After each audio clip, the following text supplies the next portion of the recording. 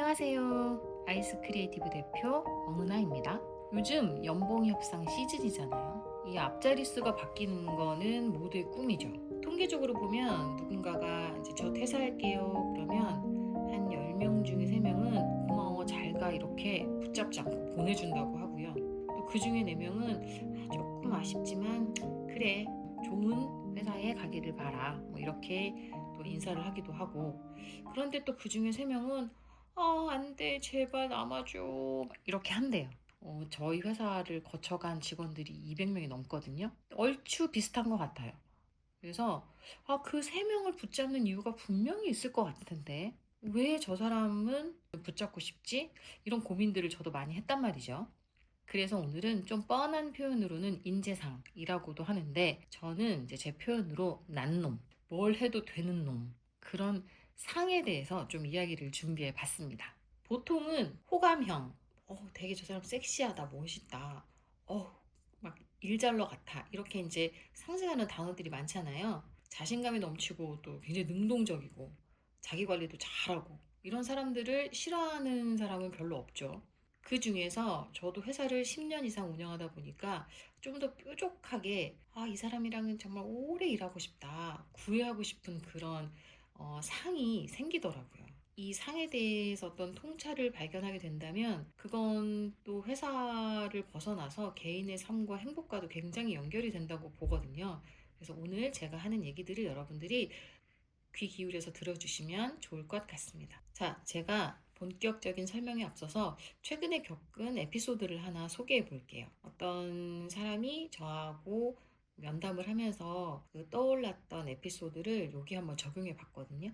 어떤 대기업에서 서포터즈를 모집을 합니다. 그래서 예를 들면 미용 티슈 하나를 무상으로 줄 테니, 그리고 월 활동비를 20만 원을 줄 테니 우리 서포터즈로 활동해 달라. 이런 공고나 제안들을 좀 덜어 보시잖아요. 그래서 대가로 한 달에 당신은 나한테 4개의 콘텐츠를 만들어서 당신의 인스타그램에 올려줘.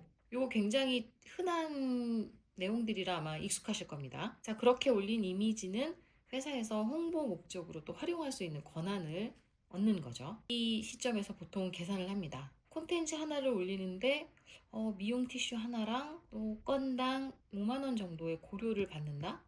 그래서 내가 콘텐츠를 기획하고 제작해서 내 미디어에 올린 다음 또 광고로 활용할 권리까지 준다.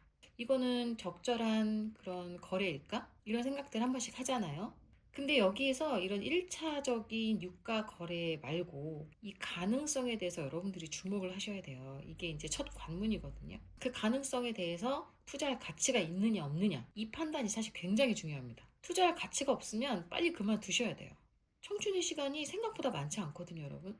자, 그래서 다시 그 얘기로 돌아가면 내가 대기업의 서포터즈 타이틀이 중요하다. 그걸 내 커리어를 성장시키는데 활용할 수 있다. 이런 판단이 서면 그 다음부터는 사실 따질 필요가 없어요. 일단 그 가치라는 게 굉장히 무한하잖아요. 그러면 내가 직접적으로 얻을 수 있는 이익 이외에 사실 내가 어떤 기회를 더 얻을 수 있는지를 1차적으로 판단을 했다는 거고, 그 가능성은 무한하기 때문에 그 다음은 계산을 하는 것 자체가 사실 성립이 안 됩니다. 아까 제가 미용 티슈 예를 들었잖아요. 만약에 내가 5만 원을 받고 컨텐츠 하나를 올려요. 그래서 미용 티슈를 사용해보고 느낀 점을 리뷰처럼 컨텐츠로 제작해서 업로드를 합니다. 그리고 고려를 받고 그 이미지를 활용할 수 있게 기업에 제공을 해요. 그런데 내가 이 서포터즈를 한 대기업의 타이틀이라든지 이 쌓은 레퍼런스를 통해서 또 다른 어떤 일을 찾을 수 있다거나 여기에서 그 기업에 들어가서 또 다른 전문직에 종사할 수 있다거나 여러 가지 가능성을 점쳐봤을 때 나는 클렌징 티슈도 한번 사보고, 그럼 미용 티슈 외에 물티슈도 사보고 타올도 사보고, 미용 티슈를 돋보이게 하거나 내가 경험한 것들을 더 살려주기 위한 다른 재료들을 내 비용을 투자해서 구매를 하고 정말로 사람들이 더 궁금해할 만한 유익한 정보들을 콘텐츠로 만드는 거예요. 그러면 그건 자신의 능력을 올리고 나를 증명하는 좋은 경험이고 레퍼런스가 되는 거거든요. 그렇게 세상에 선보였을 때 그게 다른 것들을 또 기회를 연결해주는 매개체가 되는 거죠. 오직 급여만큼 제공하고 거기에 따른 결과물을 제출하는 그런 형태에서 벗어나는 거. 이게 본인이 어떤 시장에 도전장을 내는 굉장히 중요한 액션이거든요. 물론 그 시장이 내가 가고자 하는 방향성이랑 잘 맞고 나의 가치가 확장될 수 있다는 그런 확신이 있을 때 가능한 거고요. 자, 제가 말씀드린 시장은 어때요, 여러분? 거래가 일어나는 곳이죠. 사고 파는 그런 거래가 일어나는 곳이고 거기서 받는 돈만큼의 상품을 건네주면 그건 그냥 할 일을 하는 거예요. 만약에 내가 뭘 더 주고 싶어. 그래서 똑같은 상품을 하나 더 줘. 그건 상품 가치와 시장 가격을 좀 떨어뜨리는 걸 수 있어요. 이거 한 개를 주면서 고급 레시피를 하나 알려줘요. 고객이 마침 요리도 잘할 것 같고 보니까 가게도 하는 것 같아요. 그러면 내가 판단을 하죠. 자, 저 사람한테 100원어치의 생선을 하나 내주고 끝낼 것이냐. 아니면 그냥 그 사람한테 관심을 받기 위해서 100원을 받고 두 마리를 줄 것이냐. 그것보다 나는 저 사람한테 한 개의 고기를 주고 나는 거기에 이 사람과 같이 시너지를 낼 수 있는 어떤 확신이 섰을 때 그때 내가 알고 있는 정보를 알려주는 거예요. 그게 바로 투자거든요. 제가 말씀드리고 싶은 포인트가 바로 이거예요. 아, 내가 투자를 할 만하구나 라는 자기의 안목과 인사이트가 있다고 하면 상호작용을 통해서 새로운 가치를 만들어낼 수 있다는 기회로 보고 시너지가 생길 만한 그런 것들에 본인의 시간과 노력을 투자하라는 거예요. 그래서 회사 생활도 똑같습니다. 회사에서 연봉을 1,000만 원을 받아요. 난 1,000만 원어치만 일해야지. 물론 그렇게 생각하는 게 잘못된 거 아니에요. 여러분들은 그런 방식으로 충분히 살 권리가 있고 자유가 있어요. 내가 와보니 이 회사는 충분히 나의 비전을 함께 해도 될 것 같고 성장할 수 있을 것 같아. 그러면 이 회사도 가지고 있는 재능이라는 게 있어요. 잠재력이 있고 그리고 주변에 좋은 인재들이 있을 거고 그것들을 충분히 활용할 수 있다라는 판단이 섰을 때는 그 다음부터는 아끼지 않고 내가 가지고 있는 걸 다 갈아 넣어도 좋다는 얘기예요. 회사에 주는 게 아닙니다. 여러분이 성장하는 거거든요. 인생도 마찬가지고 일도 그렇고 우리는 사실 하루에도 수백 가지 문제를 고민하고 선택하고 또 해결하는 연속이에요. 결국은 그런 미션들을 대하는 태도의 문제거든요. 내가 이 문제를 기회로 볼 것이냐 아니면 이 문제를 단순히 보상만큼 내가 받는 어떤 대우만큼 일을 하고 넘길 것이냐 이건 여러분이 선택할 수 있는 문제예요. 근데 여기서 내가 더 나아갈 수 있다 그런 생각 그런 고향감, 기대감 이런 것들을 찾을 수 있다고 하면 그건 사실 인간의 본능이거든요. 인간의 욕망이고 욕구고 그런 쪽으로 더 뻗어갈 수 있다고 하면 그걸 막지 마세요, 여러분.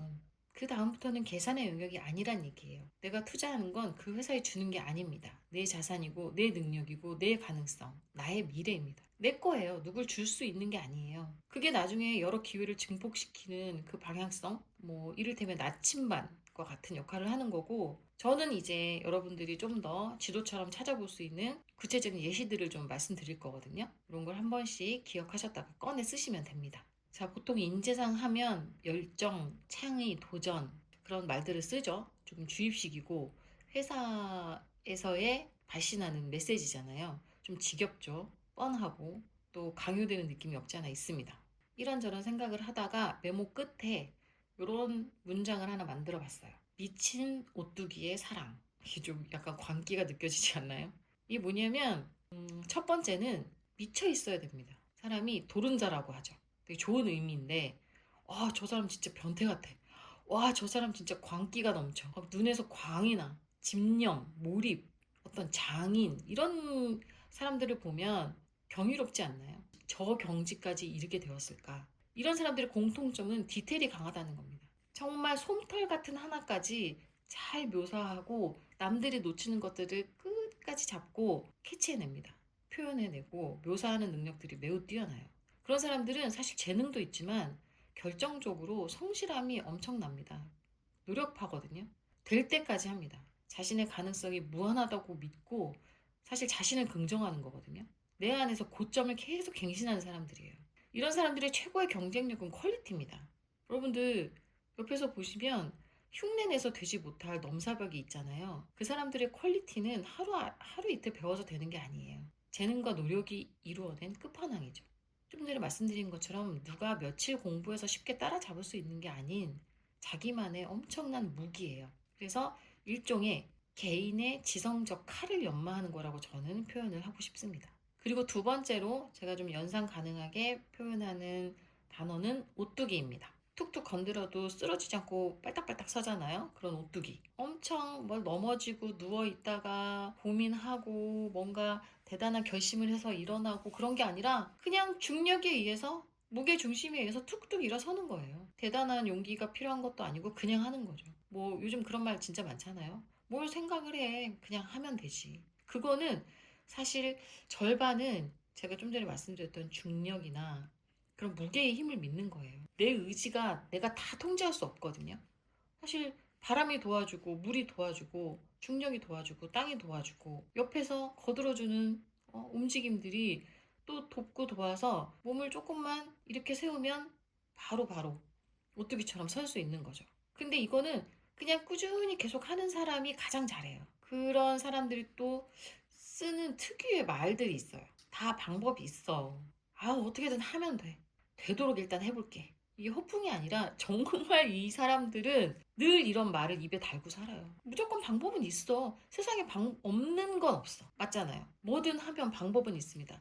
그게 적절할지 부적절할지 잠시 실패처럼 보여질지는 몰라도 뭐든 할 수 있는 방법들이 있어요. 결국은 지금 이 상황에서 가능한 걸 찾아내겠다는 의지인 거고 노력하겠다는 태도입니다. 계속하는 사람들은 또 시작과 끝에 어떤 의미를 두지 않아요. 딱 잘라서 여기는 시작, 딱 잘라서 여기는 끝, 이게 없어요. 그냥 계속 돌고 도는 거예요. 시작하다 보니까 끝나는 것 같은데 끝인 줄 알았지만 다시 시작이고 계속 원처럼 돕니다.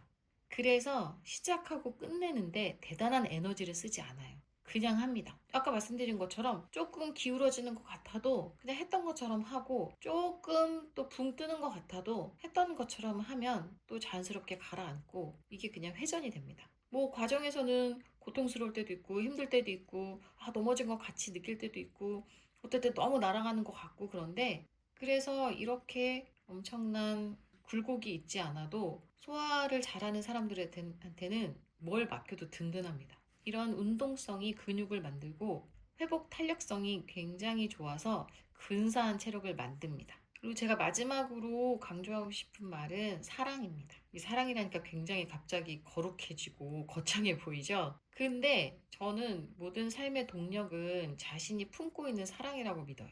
이게 막 개인화되고 누군가 막 집착하고 뭐 지나친 자기애와 결핍에서 오는 뒤틀린 사랑 이런 거 말고 굉장히 좋은 걸 추구하고 이타적이고 그런 좋음을 나누고 그런 작고 소중한 건강한 사랑을 말하는 거거든요. 힘들 때 도와달라고 하면 들어줄 수 있는 뭐 그런 신뢰 그리고 누가 힘들어 보이면 순수하게 베풀어주고 싶은 아량 이런 게 내가 가진 실력과 지혜 이런 것들을 아무리 퍼줘도 고갈되지 않는다고 생각하는 그런 힘이에요. 재능과 실력, 마음을 마음껏 나누는 거죠. 이런 게 돌고 돌다 보면 정말 좋은 사람들이 자연스럽게 다 모입니다. 운이 좋다는 말은 좋은 사람과 기회들이 옆에 많다는 뜻이거든요. 이게 자연스럽게 자기 주변을 아우르는 그런 네트워크가 되고 몸에 비유하면 혈관과 혈액 같은 거거든요. 이런 네트워크를 통해서 사람과 사람끼리 기운을 주고받잖아요. 에너지를. 그게 바로 제가 좀 전에 말씀드린 혈액하고 혈관 같다고 저는 생각해요. 그리고 이것이 계속 돌고 돌면서 선순환을 하죠. 그러면 몸이 건강해집니다. 고이지 않고 썩지 않아요. 이런 사람들을 누가 마다할 거? 이런 사람들을 누가 싫어할 거예요? 항상 옆에 두고 싶겠죠. 제가 지금 말씀드린 것들이 좀 연상이 되셨나요? 시각화하기 좋은 말들로 설명을 좀 했지만 사실 이게 저는 쭉 쓰고 또 이렇게 이야기를 하다 보니까 지덕체하고도 관련이 있는 것 같아요. 어떤 사고의 능력, 지적인 어떤 사고 방식, 자기만의 지성적인 무기 같은 것도 중요하고 그리고 덕이라는 건 결국은 사람들의 좋은 기운들을 품게 하고 나누게 하는 굉장히 중요한 덕이잖아요. 그런 덕에 대한 이야기도 들어가 있고 또 체력, 이렇게 피지컬적인 어떤 체력도 사실 굉장히 중요하잖아요. 지속 가능하게 하는 중요한 힘이고 그래서 지덕체를 연상시키기도 하고 또 이거는 개인과 조직 그리고 생태계에 대한 이야기이기도 합니다. 어떤 사회생활을 하는 우린 인간은 사회적 동물이잖아요. 인과관계를 통해서 또 어떤 결과물을 만들고 이해관계로 계속 거래를 하고 본인이 증명받고 본인을 증명하고 보상을 받고 개인화의 영역 그리고 어떤 조직의 영역 나아가서는 이런 시장이 만들어지는 생태계에 대한 어떤 태도의 이야기이기도 합니다. 사실은 각자 다 다른 스타일과 성향, 모양이 다 엄청 다르죠. 사고체계와 행동 양식들로 살아가고 있는데, 제가 말씀드린 저 세 가지는 형태가 어떻든 간에, 모양이 어떻든 간에 본질, 그러니까 여러 번 반복해서 말씀드리는 태도에 관한 겁니다. 저도 이제 직장 생활도 한 20년 했고 사업가로서의 경험만도 15년 정도 돼요. 그래서 총 35년간의 수백 명의 동료, 또 상사, 직원, 친구, 뭐 이런 관계와 협업을 통해서 엄청 많은 경험을 했거든요. 그 과정에서 몸으로 터득한 진리에 가깝습니다. 단언컨대 외우셔도 됩니다. 따라 그리셔도 되고요. 여러분, 미친 오뚜기의 사랑. 무슨 엄청난 서사의 영화 제목 같지 않나요? 그래서 여러분들의 삶이 광기와 도전, 사랑으로 가득하길 바라면서 오늘은 여기서 인사드리고 다음에 또 재밌는